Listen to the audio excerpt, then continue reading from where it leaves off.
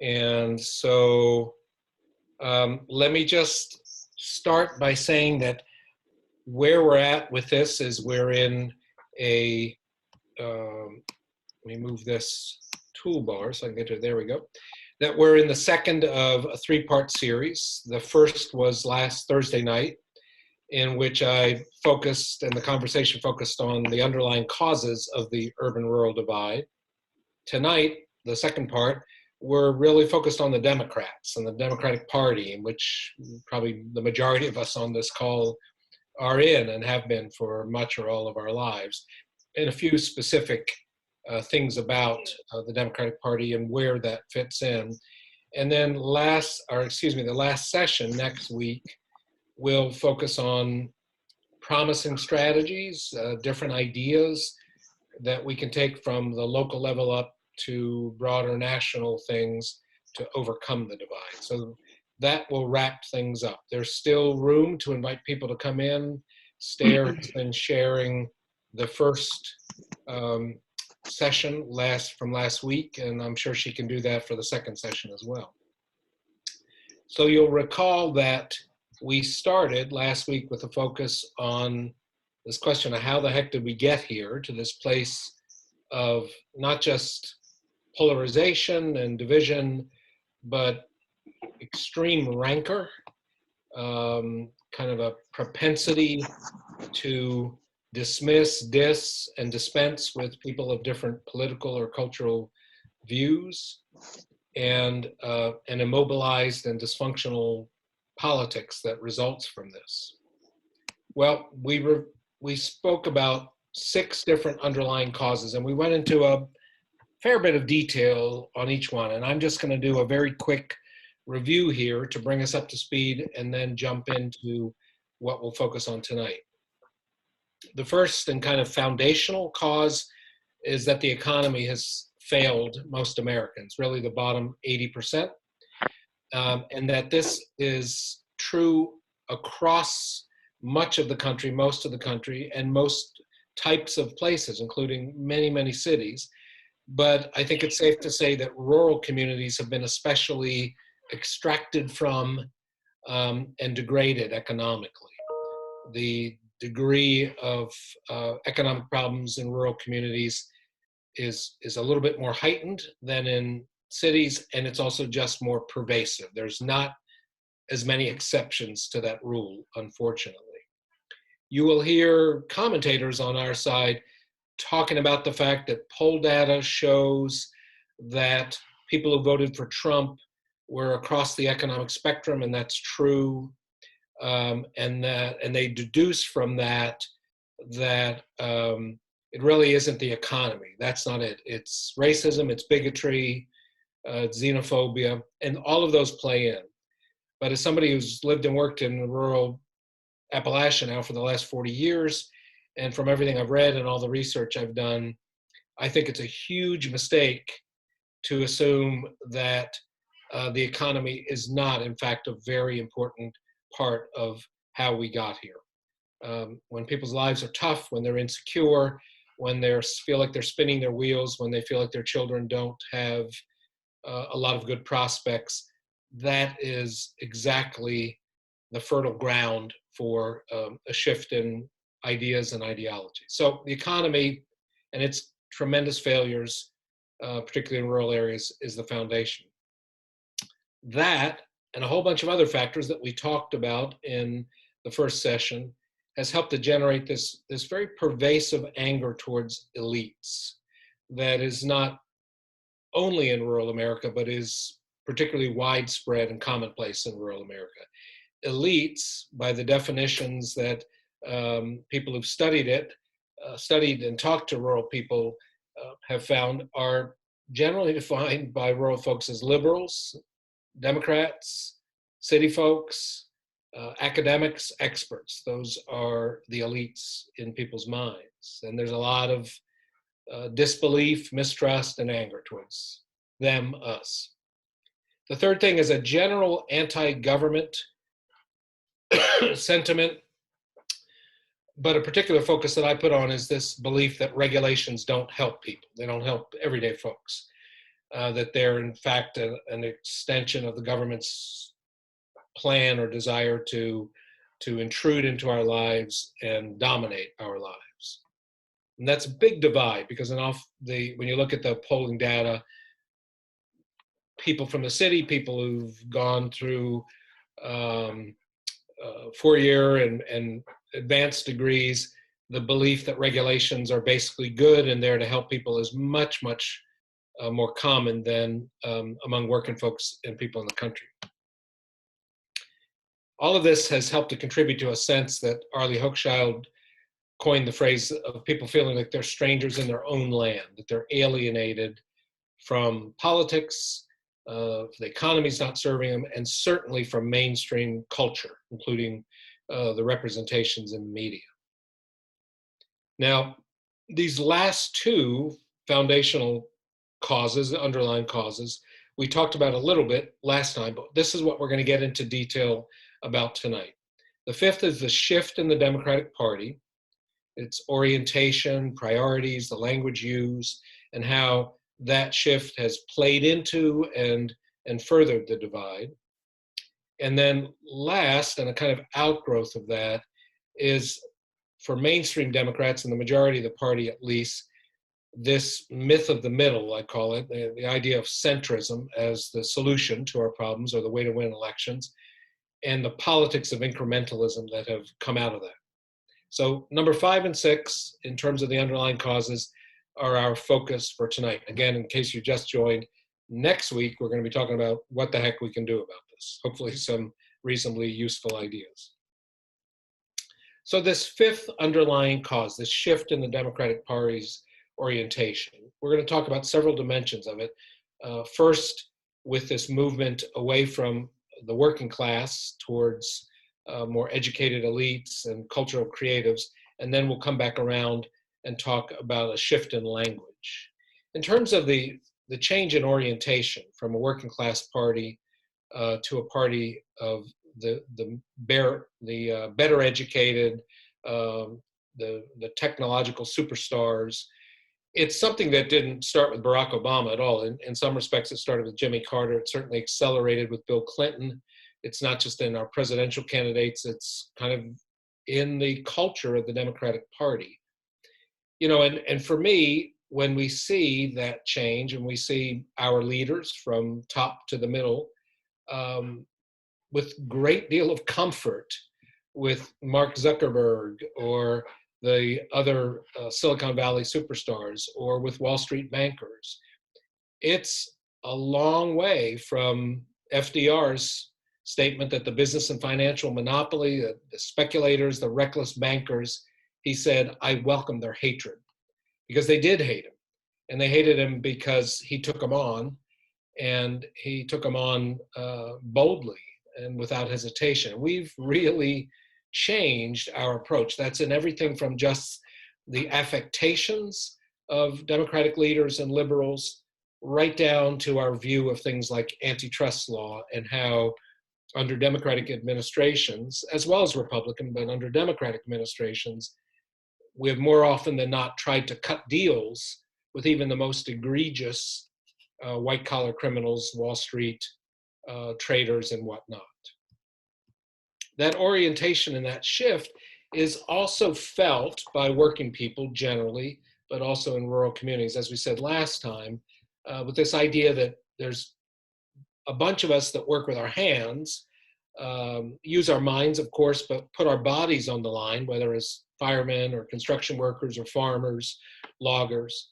And then there's folks with desk jobs, and how that dichotomy, which needn't be such a big deal because there's always been all kinds of work, but because of the general shift in the Democratic Party and the association of Democrats and liberals with the party of the elites and the tech superstars and the very well-educated, there's come a lot of resentment, as Catherine Kramer demonstrated in her book about political resentment, that people see folks who work desk jobs who aren't kind of putting their bodies on the line as part of those elites.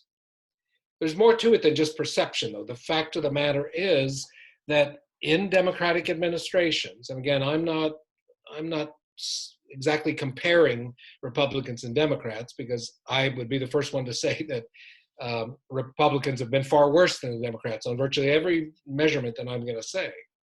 But when we have held power, we have perpetuated and sometimes exacerbated this perception that we're just part of the elites. And this elite Democratic revolving door played out over and over again in the Obama administration. Eric Holder went from being the Attorney General right to the giant and elite private law firm Covington and Burling, as did Lanny Breuer. Eric Holder was supposedly prosecuting white-collar criminals, but they were being defended by Covington and Burling. Lanny Breuer was part of his team. Very, very, very few prosecutions of any of the Wall Street bankers that almost sunk the economy, or of Big Pharma or anybody else.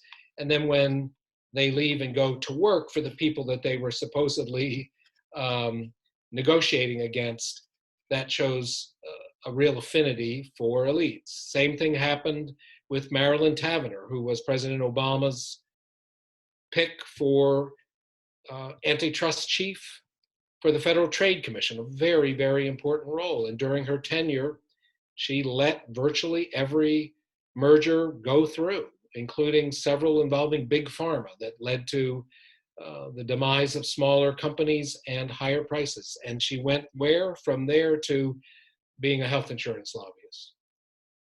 And then Debbie Feinstein, who also functioned in the antitrust division of the Obama administration, ended up with yet another private law firm that fought for white-collar and corporate clients. So you have this shift. You have people who are supposedly charged in the administration with justice, with bringing corporations to justice, with leveling the playing field with the most powerful, and many of them go from their positions in the government right to the very law firms, lobbying firms, and companies that they were supposed to be overseeing.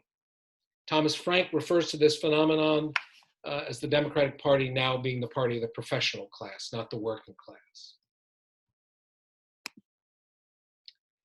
Erica Edelson, who I talked about in the first, who wrote the book, Beyond Contempt, in an article she wrote entitled How Liberals Left the White Working Class Behind, she says this: Bill Clinton's Treasury Secretary, Lawrence Summers, admits that he never visited Rust Belt cities devastated by NAFTA. They were, according to Summers, they weren't heavily on our radar screen, he said, of these working collar Rust Belt cities, noting that the Democratic Party had become a base of the cosmopolitan elite. This cosmopolitan elite, Erica Edelson says, are the highly educated, the affluent, the people who travel the world, who live in very ethnically diverse places, and pretty much avail themselves of global communication and all of the amenities that comes with it. For these folks, according to Edelson, the benefits of globalization are many, and the downsides are few. Michael Lind, who's more of a conservative commentator, in his book entitled The New Class Warfare, he says that it's come down to a battle between the working class and the managerial overclass, which is another way of saying what Thomas Frank says is the professional class. Lind makes a very persuasive argument. I don't agree with a number of things in his book, but he makes a persuasive argument that this managerial overclass, which is, again, very educated folks, mostly living in cities, they're the people who make the rules and enforce the rules, and that this group has little time, little understanding, little sympathy for working folks, for farmers, for rural people. This is really important to understand.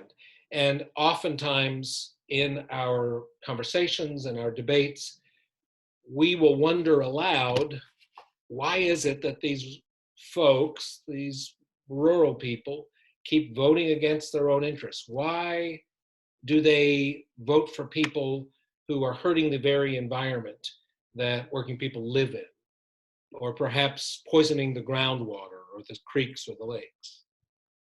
For the urban environmental movement, or for the environmental movement and its leaders, the environment is primarily something we protect, something we keep people away from or manage and limit the impact that people have. But for rural folks, myself included, the environment is fundamentally about land and livelihood. Whether it's getting your firewood for heating, whether it's fishing. We had an interesting experience just last week. Lori and my daughter Maria and I were hiking in a little place in Washington County, and it was a nice afternoon. And we noticed a whole bunch of cars had parked in this rather out of the way place in the county, and wondered if a lot of other folks were going hiking. Well, we went for a short hike. It was about an hour. We only encountered one other person hiking. It was a couple. But what we did see was lots and lots of folks fishing in the creek and fishing in the lake that was part of this little area. Reinforcing the sense that for an awful lot of rural people, people grew up rural, the forests, the land, the waterways, they're all about livelihood. Now contrast that with what Ben Dreyfuss of Mother Jones said. He was writing about something to do with COVID-19 and the sheltering and some of the impacts of it. But Dreyfuss says, and this I think he's speaking a fairly common sentiment among environmentalists, that we should be taking a solitary walk through the forest, getting to know nature. I mean, really knowing it. The type of knowing that takes time and patience and intentionality, the sort of knowing we don't have enough room for in our busy lives. Feeling the soil, sensing the dew, breathing the wind, hearing the birds sing, the deers bleat, and the crickets chirp. Meditating on the majesty that is creation and the divine peace that comes from eschewing the flesh of other animals and sustaining yourself purely through the harmonious, non-violent miracle that are fruits and vegetables, and celebrating this bloodless good by eating an Impossible Burger. Now, think about what he's saying here. First of all, I can tell you, as somebody who's been raising fruits and vegetables organically for the last 25 years on a small farm, it isn't always a harmonious, nonviolent miracle. That's a perspective of somebody who is not down in the dirt trying to make it happen. And we can even put aside his little endorsement of the Impossible Burger and his plea for vegetarianism over eating meat, to just get to the broader point that what this individual, and this is a really smart guy who's written some good stuff for Mother Jones, his view of really getting to know nature, really getting to know it, is still several steps removed from what most people in the country would experience as nature. He's talking about smelling, feeling, sensing, touching. But for so many of us in rural areas, the environment, nature, and protecting it, protecting the land, means working it. It means finding the way, whether you're raising crops, whether you're pulling timber out of the forests for construction, whether you're getting firewood, whether you're fishing, whatever you're doing, it's this working relationship, this livelihood relationship. And that fundamentally has changed how many rural people view environmentalism. And it helps to explain why many rural people, including people who are out in nature all the time, simply don't trust environmentalists. So that's a little bit about the shift in the party. And I went beyond the Democratic Party to talk, I think, about the shift in liberal culture more broadly. But now I want to talk about the other shift that's happening in the sense of language. Again, going back to Erica Edelson, who I've quoted before, she talks about this a lot. She talks about an anti-Trump protester taunting Trump supporters with shots that everybody's on welfare, you're all losers. We have the founder of Daily Kos after the 2016 election saying, be happy that the coal miners lost their health insurance, they're getting what they voted for. We have Paul Krugman saying that the people who voted for Trump, many of whom live in rural areas, are chumps and losers. And then we have the common experience that I have all the time of people simply perplexed liberal folks saying, why do these people keep voting against their own interests? Which is not intended as a denigrating thing or a contemptuous thing, but it shows a certain level of contempt in that we assume that they simply don't have enough information and they're making poorly informed decisions, rather than trying to understand whether their voting decisions might come from another place. This is a quote from an article by Erica Edelson. It also is repeated in her book, Beyond Contempt. She says, at the moment, social conservatives hold enormous power in the form of Trump, the Senate, the Supreme Court, and many statewide offices. But the long-term trend is toward greater recognition of the rights of LGBTQ people, and they know it. By they, she means conservatives. She means people looking for something else. They feel marginalized and aggrieved, and every time a liberal scorns their backwardness, they become more entrenched in their narrative of lost honor and more anxious for a blowhard like Trump to avenge them.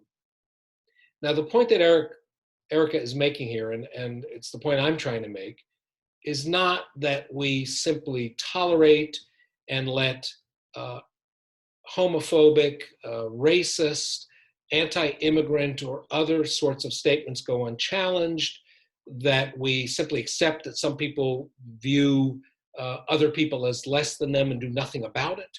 That's not the point. But the point is, when we scorn folks and when we display that we believe them, that their views are just ignorant and backwards, there's really no other outcome that's likely to happen except further entrenchment and further sense of alienation, which just empowers people like Trump. We've got to get beyond this contemptuous language. The sixth and final point, which I'm going to wrap up with, and then we'll have about a half hour for discussion, is this idea of some people call it the centrist myth. I sometimes call it the myth of the middle.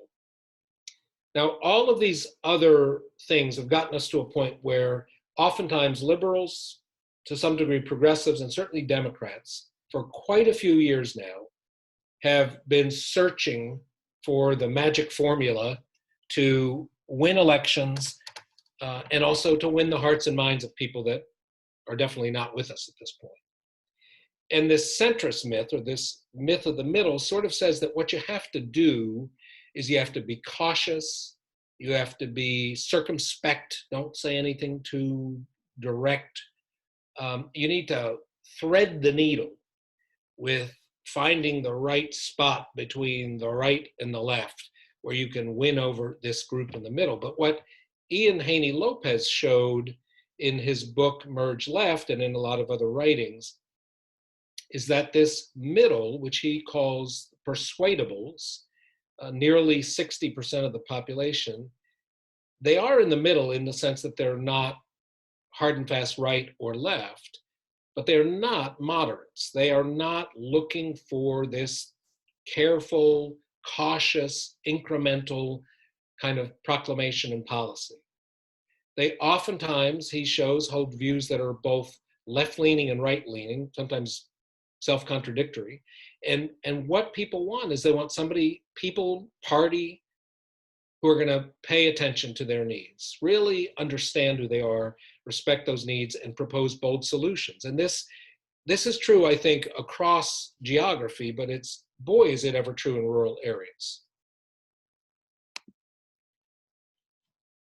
Ibram X. Kendi analyzed what has happened in this debate about centrism versus moving towards the left or moving towards progressive policies. And in an article he wrote called "When Will Moderates Learn Their Lesson?" he said this: moderate Democrats also lost presidential elections in 1980, 2000, 2004, and 2016.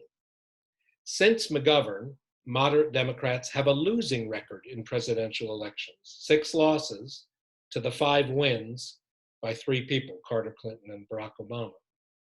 But this history of losing more often than winning, is lost in discussions of electability. It is as if moderate nominees are undefeated.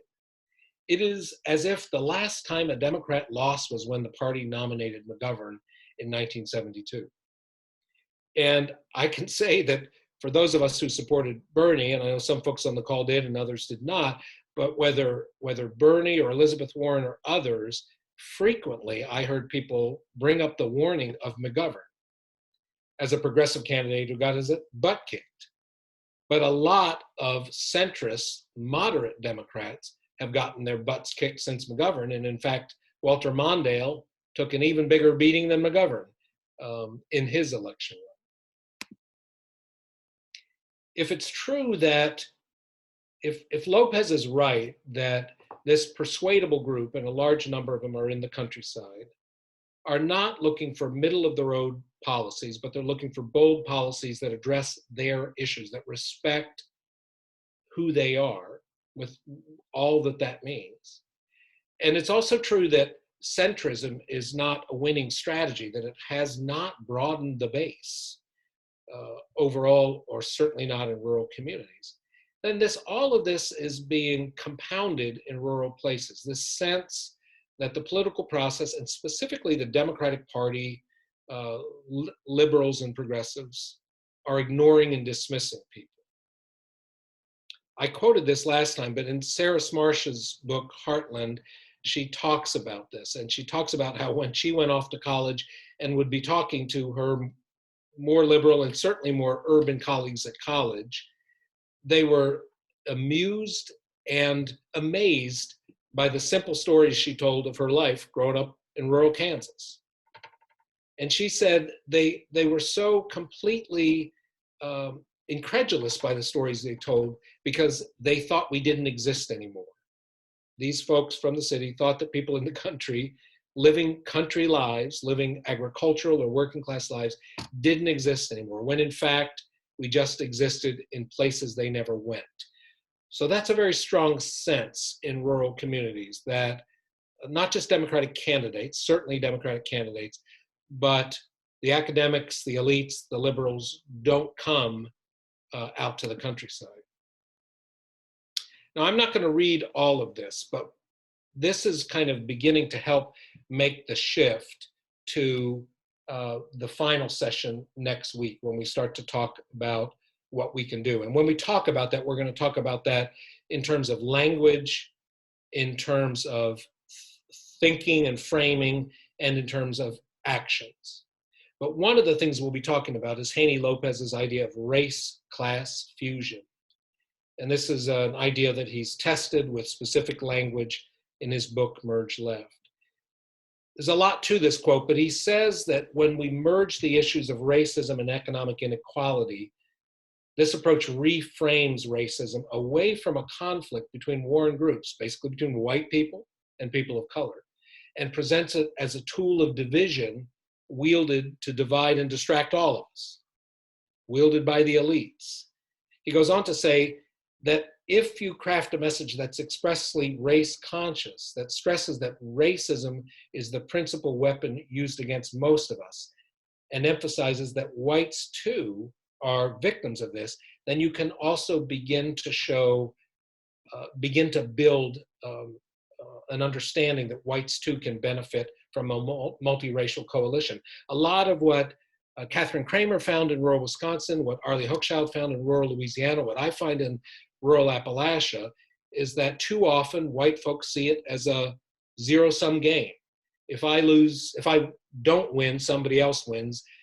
Somebody else's advance, somebody else's progress comes at my expense. And he's talking about reframing this so that rural people, white folks in general, can begin to see that they would be better off as part of this multiracial coalition.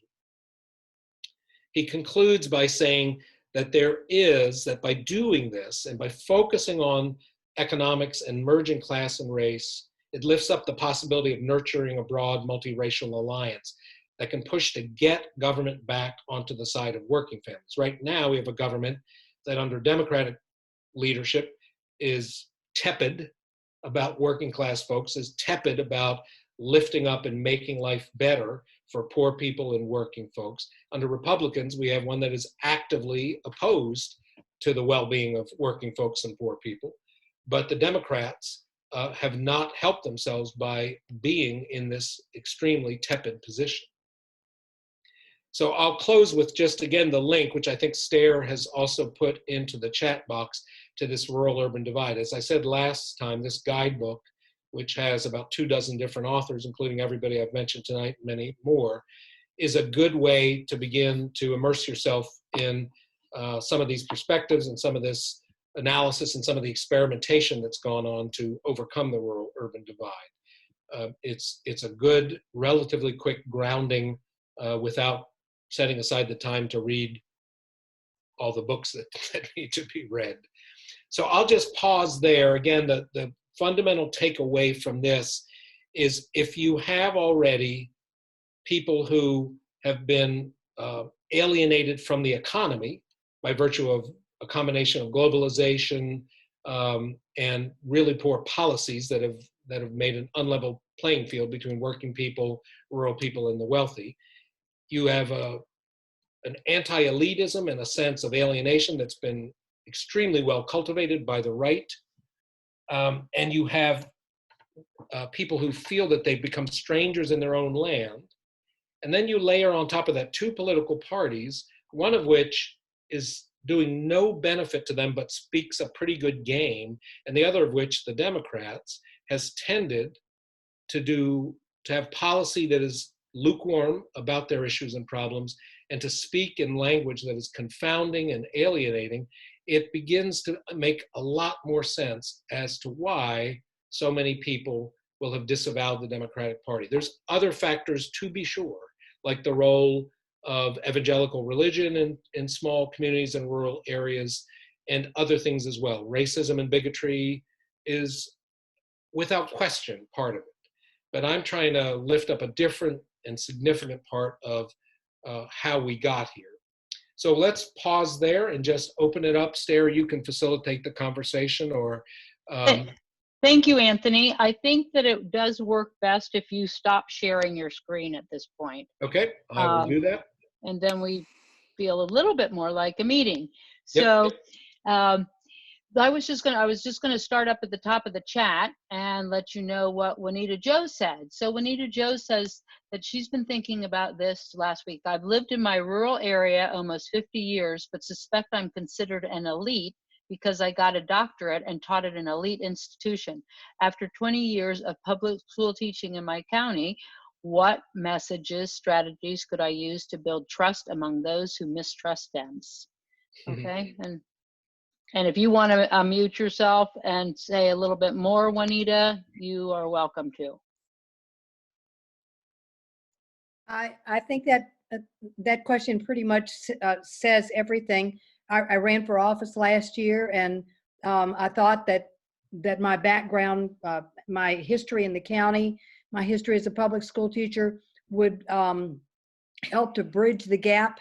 And it doesn't seem to have done so based on the results. And I wonder what kinds of things Anthony can think of, or maybe a source that he can point me towards, where I can get some ideas about how to build trust so that people believe that I really do have a history where I do know some things, and I'm willing to learn about other things.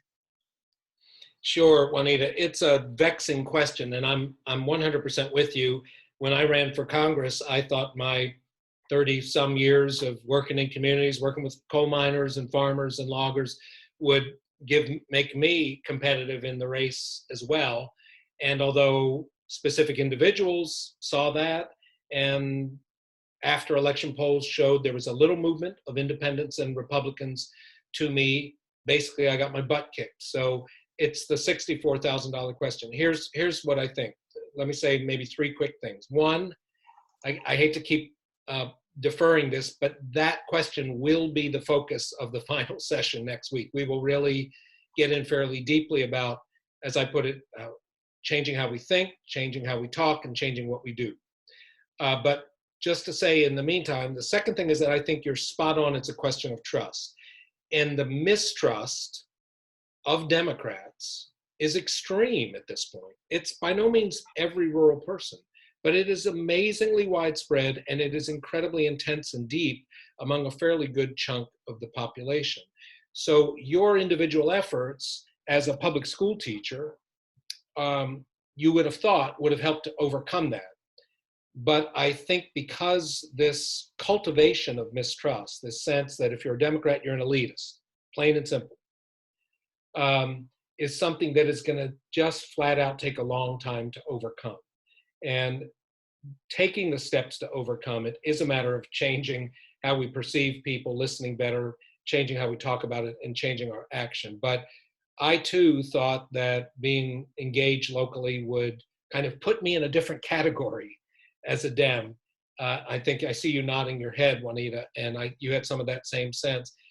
And again, I think it probably did for me and for you, but it was not enough to overcome the widespread mistrust. You got to remember too, that when people go to the polls to vote, more so in federal elections, but at any level, most people don't really know you. You can do 100 town halls like I did, and you can do a big social media campaign. I'm sure you were out there. But the vast majority of the people, when they show up at the polling place, don't really know who you are. So if the Democrat label means to them a liberal elitist who doesn't understand me and dismisses and disses me, that's what's going to carry the day. We have to change that, and it's going to take many years to do so. Okay, thank you. Let me see what the next question is. We had one. Sorry, I scrolled down and lost it. Okay, so if we work on a specific issue, getting money out of politics, how does one frame that message to appeal to rural citizens? 80% of Americans believe that this is a problem, but it's a matter of engaging with people on a personal level through an issue that they care about. So this is from my friend Nancy Morgan. So Nancy, you can jump in here too if you like.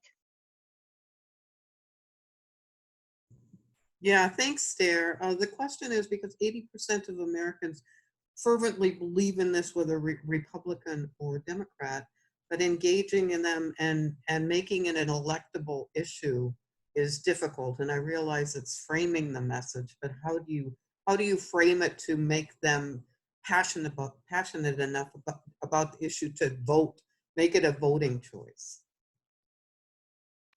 So I think, a couple of thoughts. I don't really have a good answer for that, but let me offer a couple of things. First of all, I do think political campaigns, electoral campaigns should certainly have substantive issues. But I think when we start focusing on issues, we perhaps lose some of the broader question, which is how do we build trust? Because we may well have agreement on the question of getting money out of politics. We may well have agreement even on things like gerrymandering and redistricting and a number of other issues where there is widespread agreement, where polls say Republicans are also in favor of it. But that won't be enough to get somebody to vote for that Democratic candidate, or even to support a campaign if they feel that the campaign is being driven by elites. I hate to keep coming back to it, but it's true. They may agree with you on the substance, but if they don't trust you, they're either going to not come out to support, or they might even actively work against something because they figure that something else is going on, because the level of mistrust is so deep. So some issues are really tough to frame in rural communities. They really are. I don't think that is a particularly difficult one to frame, because you're right. The vast, vast majority of people in city and country alike think that politics is run by the super rich and the elites, and that the average working person's vote hardly carries, and that we should do something about it. Now, the other issue you probably have to grapple with is the skepticism about whether anything can ever change. That's another thing that's pretty commonplace. So while you're framing the issue, you also got to think about whether there are pieces of progress that you can show have been made, so people think it's not a hopeless situation. But my basic answer is, I think the problem is less in this case about framing the issue, because that's fairly clear, than it is about winning trust of people so they'll join you in something they already agree with you on.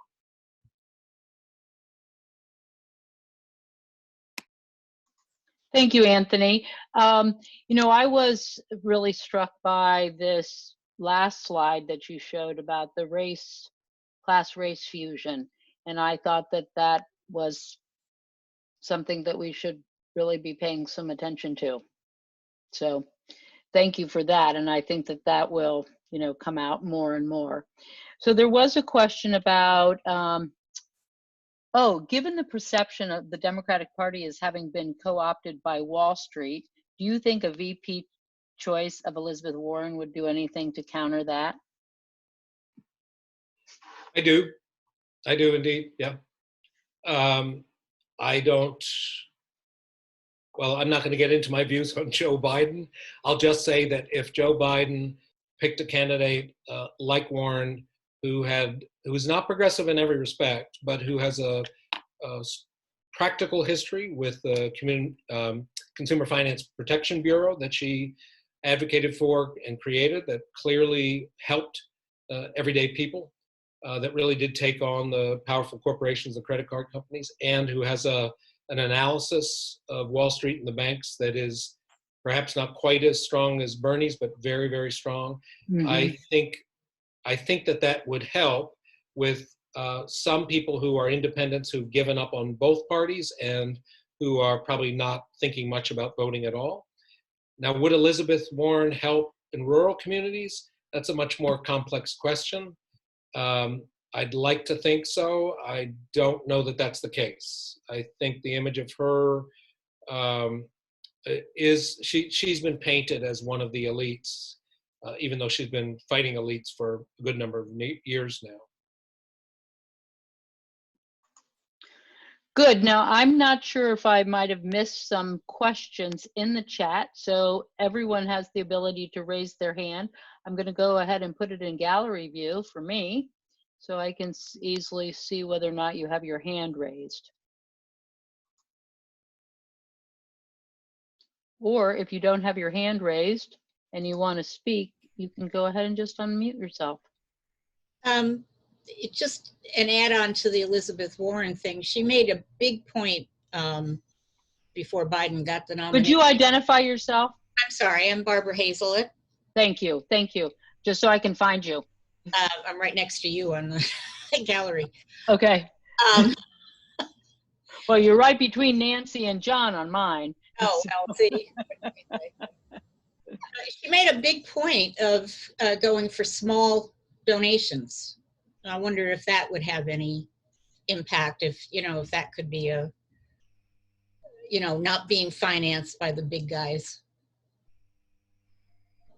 Yeah, I think that's helpful for sure. I think anything that a candidate can do running at whatever level that strongly aligns them with working folks, with everyday people, and with the kind of everyday concerns that people have, and clearly distinguishes them from people who are willing and ready to compromise with big money in politics, for sure, as well as the people they have advising them, whether they're from big bank elite backgrounds or more diverse and more sort of everyday people backgrounds. I think all of those things are helpful. I think, again, the fundamental hurdle that anybody with a Democrat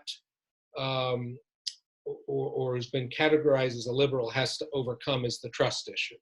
And that's not something you do overnight. So I guess what I'm trying to say, not to sound like a dead horse, is that I do not believe that there is a suite of issues we can choose and the positions on those issues that by themselves will win over a significant number of disaffected rural voters who've either gone to Trump or given up on the Democrats altogether. They may not like Trump. I just don't think there's an amalgam of issues and positions that will do that. I think we have to be clear on what those are for people who are very issue-oriented. I think it's the right thing to do, and I think eventually that will help. But the biggest issue of all is trust. And so we'll be talking a lot in the final session about different ways that people are experimenting with trying to rebuild that trust. So why is the onus on liberals, Democrats to build that trust. Please Why- identify yourself. I'm sorry, this is Deborah Joyce. Thank you. Why is the onus on us? It's always on us. Mhm. That's a good question. I think a lot of people feel it. And anything I say about contempt and a lack of empathy and derision, you could absolutely build a case that the right does that towards us all the time. There's no doubt about that. Here's the reason to do it, Deborah. Here's the reason the onus is on us. Because what we've been doing has not been working. What we've been doing, for the most part, has been playing into the narrative that the right has created, that Fox News and Breitbart and Hannity and Trump, and that the right has created. We've played into it with what I consider to be tepid policies that have not really done nearly what we could have done to level the playing field between the poor and working folks and elites. And we played into it with our language, and we played into it with a general sort of cultural, a culture that has come to dominate the Democratic Party that is quite foreign to rural folks. So we have no obligation to try to understand and reach out, be sympathetic, be empathetic, and try to dive down deep to understand why folks hate us. We have no obligation, except if we want to win elections, and beyond winning elections, if we want to build a society that's going to work again. If we want to have less division, and we want to have more people who care about the common good, we're not going to do it by doing what we've been doing for the last 20 years. We're going to do it by changing our path. That's the reason to do it. It seems to me that we're damned if we do and we're damned if we don't. If Bernie was the nominee, the right would say, oh, he's a socialist, and then they would get all stirred up about that. So I don't see that there's any way. I have tried talking to people that I used to be friends with who voted for Trump, and I've tried to be empathetic and listen, but I just gave up, and I've said goodbye to them, and I don't have anything to do with them anymore because it just doesn't work. I mean, that's a response that probably all of us have had in at least some circumstances, and it's fair enough. It's exhausting. I will grant you that for sure. But I don't, first of all, let me be clear that we're not trying to win over everybody. We're not trying to win over Proud Boys and Boogaloo people who are looking for the next civil war. We're hoping to just contain their violence. We're trying to win over a slice of people who have moved to the right, who have come to believe Democrats and liberals and progressives hate them and do not have their interests. We're just trying to win over a slice of those folks, both to win elections, but also to be able to govern better and to be able to restore kind of the civic dimensions of our communities. We don't need to win everybody.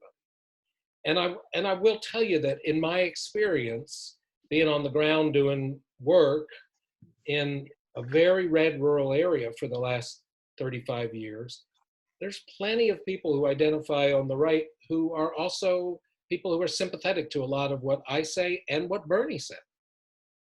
Bernie would have been vilified by Trump and the right-wing media machine, but not so much by average, ordinary rural people, a lot of whom really like Bernie.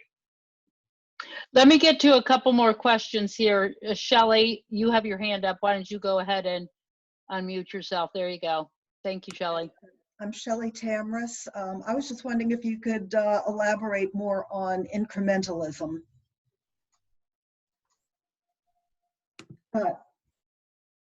You're muted.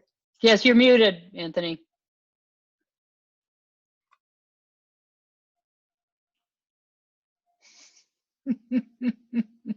Uh-oh.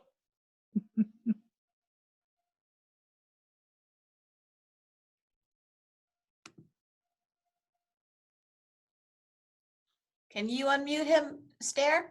Let me just go see if I've got any. If you're the host, you Yes. should be able to unmute him.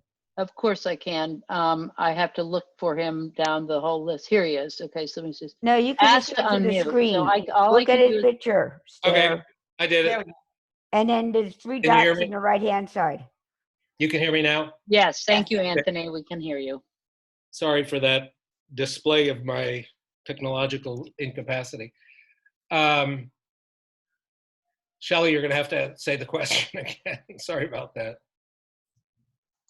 Just wanted you to elaborate on incrementalism. Oh, yeah. So more people are calling it that now. It's gone by a number of different names. But basically the idea is that it's a twofold idea. One is that radical ideas, bold ideas, like Bernie had, to some degree Elizabeth Warren, are just impractical. In fact, you hear Democratic pundits, you hear liberal pundits who write for liberal publications oftentimes talk about that, whether they're talking about our healthcare policy, whether they're talking about climate change policy, whether they're talking about police reform. There's a general kind of caveat that we've got to go slow, we've got to go careful, that anything that is too bold and too radical is simply not practical politically. On top of that, what the argument that Thomas Frank makes very persuasively, and to some degree Michael Lind, is that this has really become the comfort zone of this professional class that Frank writes about, or managerial class, as Lind calls it. That there's a fair number of people in the liberal establishment, whether they're directly in Democratic politics or working for think tanks, whose job it is to tweak the system. They're experts in healthcare, they're experts in the economy, in the environment. And they see a system that is far from perfect, but they believe that the solutions must come slowly, must come incrementally, must be sort of a change that happens bit by bit rather than radically. And you see that not only in Obamacare, which was an enormously complex piece of legislation, you see that in Dodd-Frank. Other people have proposed that what we should have done with the big banks was, number one, broken them up. Secondly, prohibited them from ever regaining that level of market share. Third, disallow them from trading in speculative things such as derivatives, which Glass-Steagall did, and a few other bold steps. Instead, we came up with a 2,000-page plus piece of legislation that reined in the big banks just a wee little bit, that made some improvements around the edges, that made some small changes, but the big banks are as big as they ever were. They're trading in speculative derivatives and other things just as much as they ever were. They're putting the economy at risk as much as they ever were. And that's after a multi-year process and an enormously big and complex piece of legislation. So that incrementalism, as with healthcare, got us a small improvement for an enormous amount of political capital and work. And I think it's partly because Democrats don't think boldly anymore, but I also think it's because there is a huge machinery of Democrats behind the scene whose job it is to tweak the system. And they don't want big change. David, why don't you go ahead, please?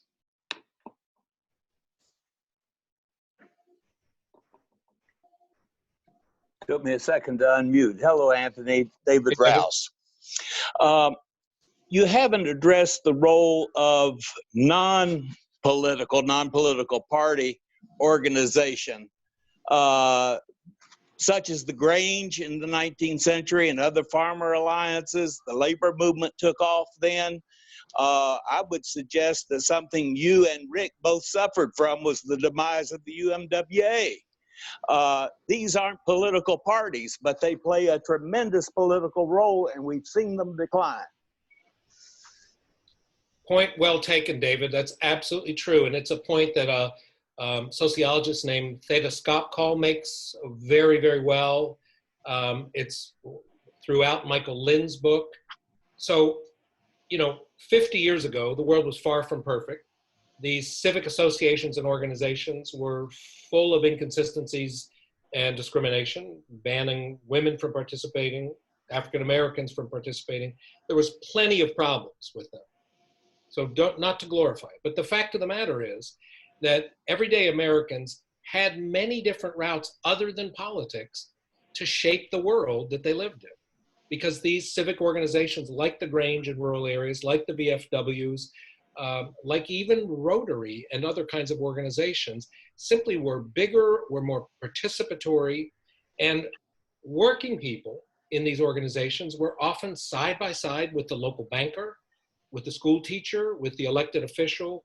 There was a bit, again, in a context of racial and gender exclusion, but that big thing aside, there was a context in which everyday people were interacting, not just socially, but actually making decisions about things that impacted their community and their lives.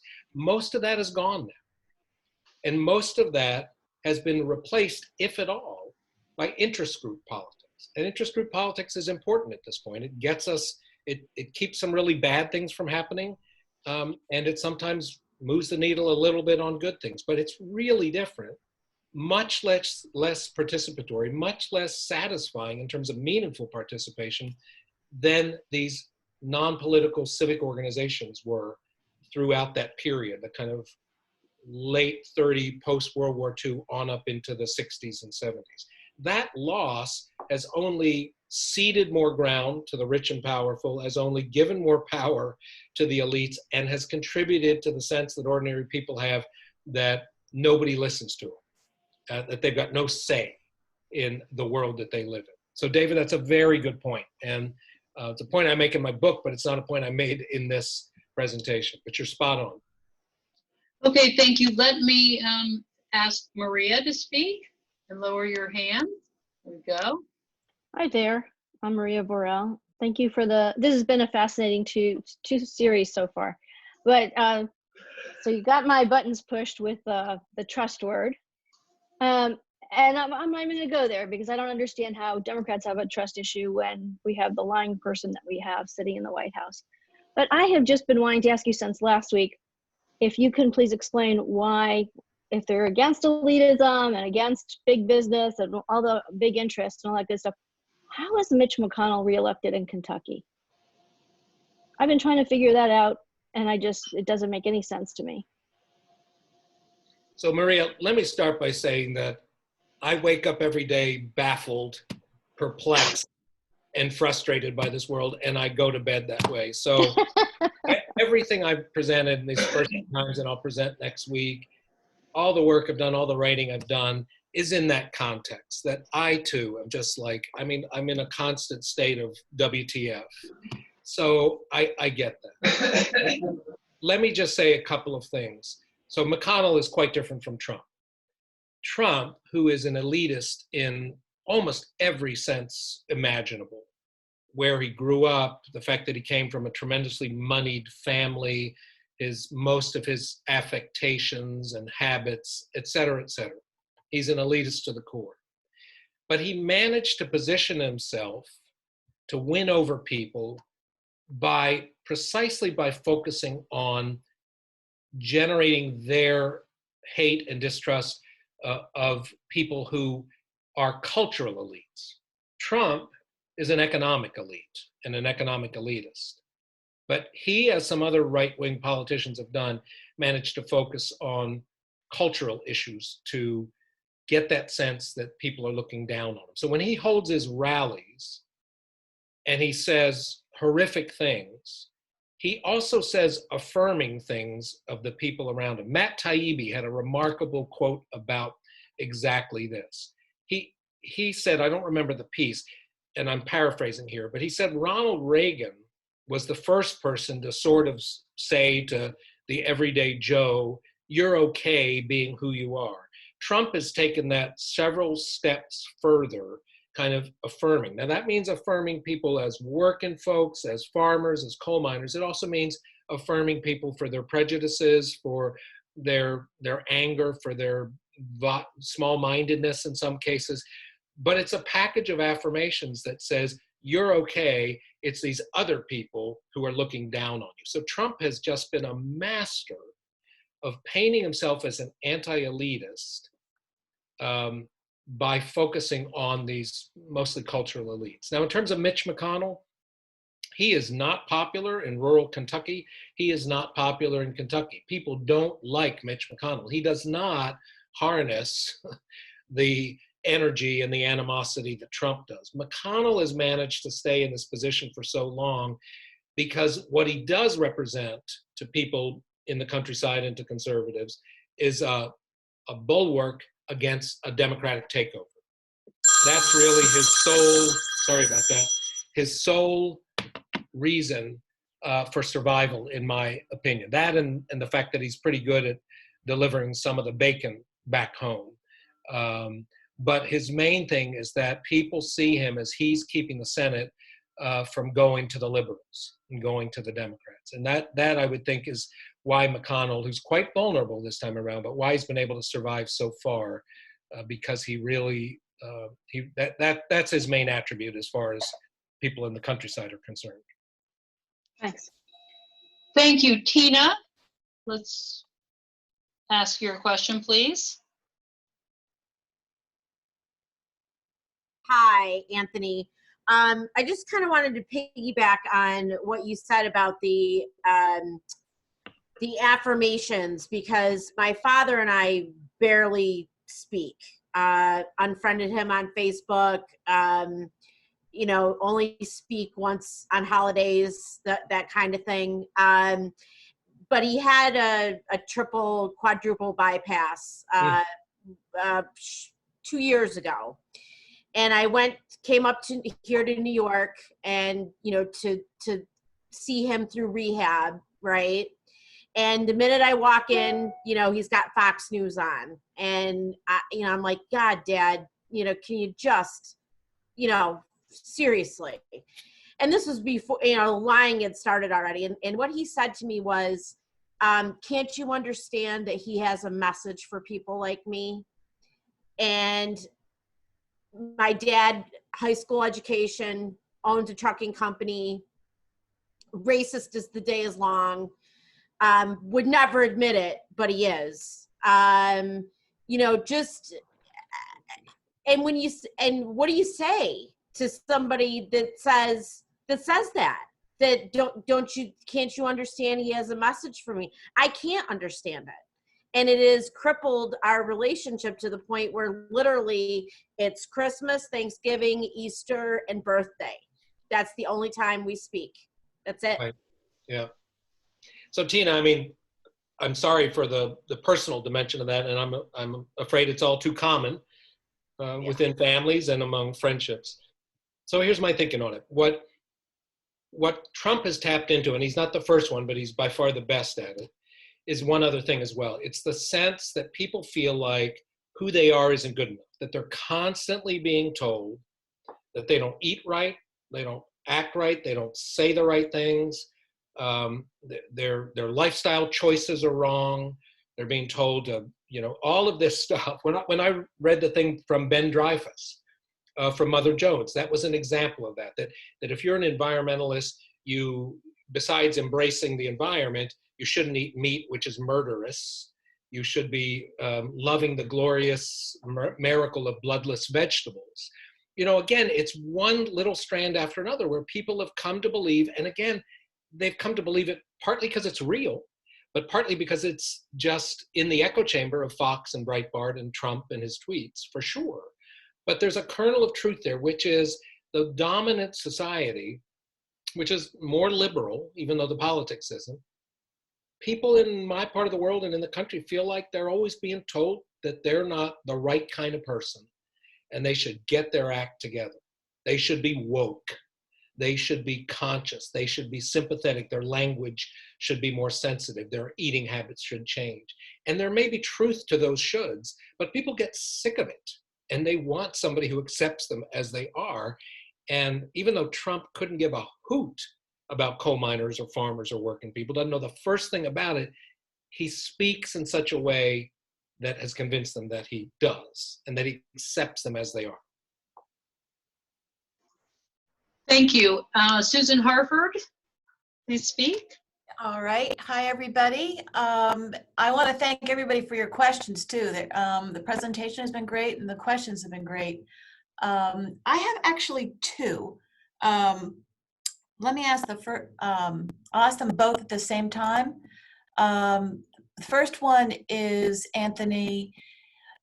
Up here, I'm in Northern Virginia, and we saw even before all the Black Lives Matter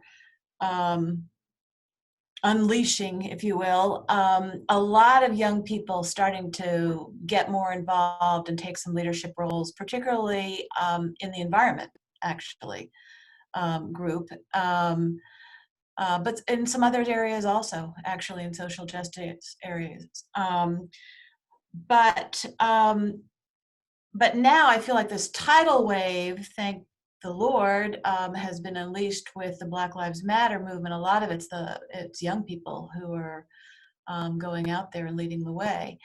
I have to believe that down in rural Virginia, that young people may be breaking out, even if it's just small bits. Are you seeing any little leadership pockets among them, or any generation gaps, as we used to say in my day? That's question number one. And question number two is, I saw that in North Carolina that a lot of the farmers have sort of moved into the environmental movement via kind of from a cash flow, a practical cash flow realm, because they're putting either wind turbines or solar panels in between their fields. And because in North Carolina, the law there lets them share revenue, they have a steady cash flow that they have found mitigates a lot of the seasonality and unpredictableness of their livelihood. And we're not allowed to do that up here. And I was wondering if anybody's talking about that out in rural Virginia. So 2 questions. Great, that's great, Susan. And Stair, this is going to have to be my last response because I have another engagement at 8:15.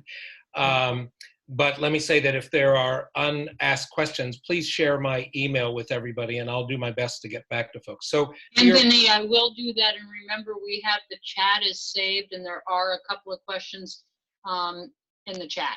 Okay, great. So Susan, real quick on your 2 questions. Yes, there is leadership from young people in rural communities. It's spotty. But the chair of the Scott County Democratic Party is a millennial, a young man. There is a group that's not as active now, but has been for several years, called Young Appalachian Patriots, which is mixed politically, but sort of with progressive values. And so there has been something of an uprising of young people, not as steady, not as conspicuous as in cities. I'll also say that, during the protests, we had 500 people turn out for a rally in Whitfield just last week when all the marches and protests were going on, about 300 people in Abingdon. So there's some of that definitely happening in rural communities. I think an important question is, how do we cultivate more involvement, leadership among young people? Young people have different issues with the Democratic Party than sort of middle-aged and older rural people, but one of them is for sure that they see the Democratic Party as lukewarm, wishy-washy, centrist. And so if we form a bolder Democratic Party, we won't just win over some working people and rural folks, we'll win over young people. That's my belief. In terms of farmers, I think you're right. And we don't have much wind potential per se in Southwest Virginia, but there is the beginning of farmers putting solar panels on barns and things like that. There's also this other thing that I'll talk about more next week, which is a way to reach farmers is by crafting legislation that will pay them for sequestering carbon in their soils, that will pay them for climate-friendly practices. And that's beginning to catch on in some places, and I've been one of the people trying to help it catch on in Virginia. But there are ways to approach farmers and other rural people that are livelihood-oriented, that are incentivizing them and rewarding them for doing good things, whether it's around energy or sustainable production or carbon sequestration. And I think those are good to do on their own, and I think those will help with restoring trust and winning back some folks. Great, thank you. So with that, Stair, I'm going to have to leave the meeting. I'm sorry to have to leave. I thought a great discussion. I'm grateful for it, and really look forward to having all of you back next week, I hope. All right. Yes, thank you so much, Anthony. And I'm going to keep the meeting open. Okay. So I'm going to stop the recording now, or just in a moment, I'm going to stop the recording. And then thank you all. We can continue having a discussion. Okay, so what I want to do first is I want to share the screen of our new Facebook cover that we're so excited about. I hope you all can see this well. Can you?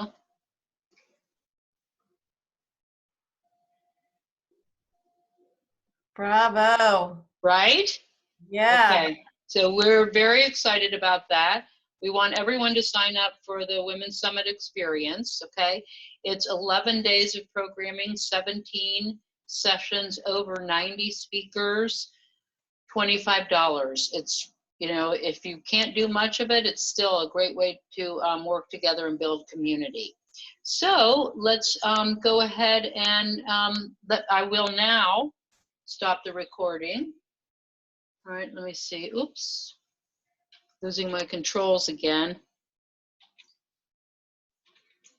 Oh dear. Let's see. They hide. Here we go. First, I'll stop the share. That'll help me out as well. And I will